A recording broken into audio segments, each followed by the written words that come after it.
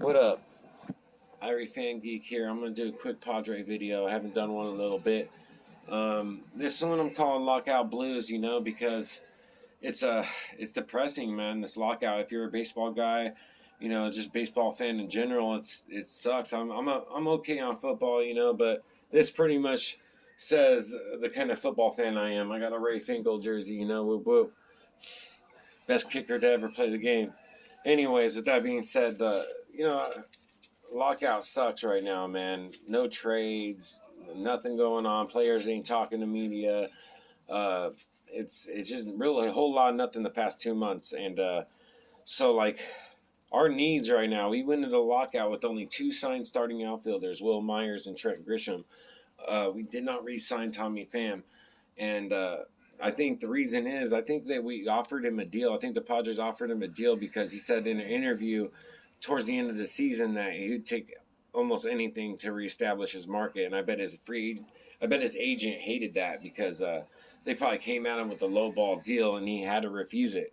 Because why would they go into the lockout with only 2 signed outfielders? You would figure they would want a solid roster to go into the lockout just in case if the lockout goes into the season, like they're going to have to make moves real fast. And that first move is going to be an outfielder if we don't re-sign Tommy Pham, which I hope they don't, he had potential. He got stabbed in a club, that's his solid excuse because that was a bad stab. But if you're going to a club and you're getting stabbed up and you're a professional athlete, I don't know, that's gambles, and we were taking already enough.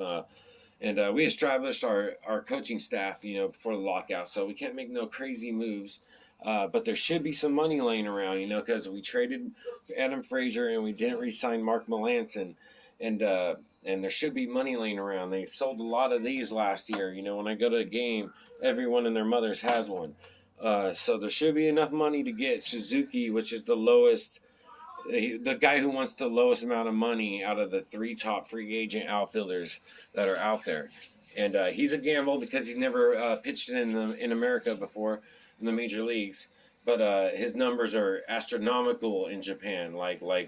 Even if he was, they're saying even if he had a 50% decline, he'd be at like a 280 average, hitting 30 home runs a year almost. So I'm willing to take that gamble, especially if we can't get rid of Eric Hosmer, who's making crazy amount of money and is underperforming, which everyone wants him gone, but he might be our team's cancer. There's players that like him, but the owner and AJ Preller put that pen to paper, and they might have to reap what they sow if they can't get rid of him. So hopefully we can get Suzuki and acquire a mid-level pitcher. It doesn't have to be an ace. We got Clevenger coming back, and he's saying he's feeling beast mode. So they got Clevenger. Darvish trying to figure out how to not use the sticky stuff right now in his backyard. I guarantee it. He's a ninja, man. He'll figure it out. Blake Snell is due for a really good year. I'm looking forward to him. We got a solid pitching staff, but we need Musgrove, of course. Can't leave him out. But we just need another mid-level guy for insurance. So nothing you gotta like spend crazy amount of money on.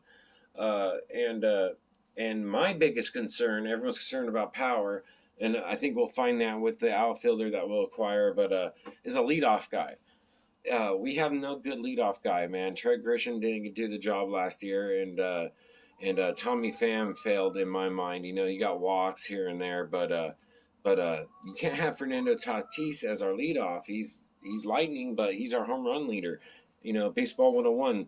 You need to put him in the 3-4 spot.